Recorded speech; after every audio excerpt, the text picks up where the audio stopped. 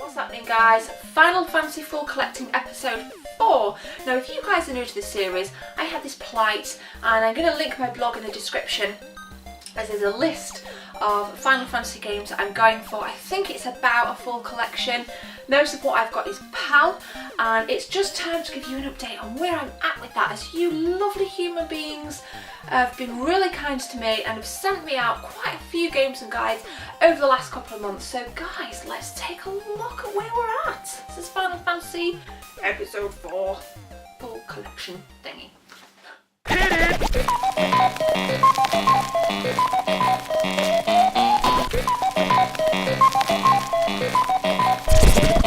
Take kids from the 80s. We take kids from the 80s. Take kids from the 80s. Take kids from the 80s. Take kids from the 80s. So the first thing I want to show you guys are two guides sent to me by a chap called Chris. Thanks, man. I thanked my Facebook group, but nonetheless I'm thanking you again. And Chris sent out the official strat guide for Final Fantasy III. This on the DS, so that's pretty rad. I'm always kind of after awesome fan, any kind of guide really. Especially Final Fantasy guides, because they seem quite hard to come by, and I don't know why that is. I don't know if anybody else comes across that issue, but nonetheless, this bad boy is in the collection.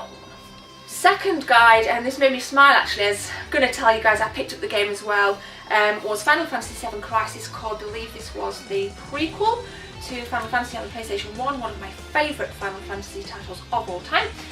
So yes, we've got the guide for that as well as the game. Speaking of the game, guys, here it is on the PSP. Unfortunately there's no manual, so if anybody has it, hit me up on my Facebook group, send me a message, and hopefully I can get this complete. Now, an awesome guy called Michael, who supports me no end throughout YouTube and my social media, sent me 3 Final Fantasy games. That's one NTSC DS game, so that's first, that's Final Fantasy IV, and I'm really happy with this because I believe I can play that on my NES version on my 3DS XL, so I'm really happy with that because I need to give more kind of time to that console. I actually prefer the NTSC boxes, they're slightly slimmer. I don't know why, but the artwork always appeals to me, NTSC artwork. So yeah, so that was the first game that Michael sent. I'll just bang that on, tell you what we'll do, we'll pop it down there. Second game, Final Fantasy Tactics, The War of the Lions. Don't know much about it, guys, so I'm relying on you to give me a heads up on what these games are like. I definitely again need to really tap into the PSP a little bit more and give it some more time. Okay, this is a massive title now, so I'm going to read it out. Final Fantasy IV, the complete collection, Final Fantasy IV and the After Years. Final Fantasy IV, the complete collection, Final Fantasy IV and the After Years. So yes, again, wicked artwork on this, really nice, front and back.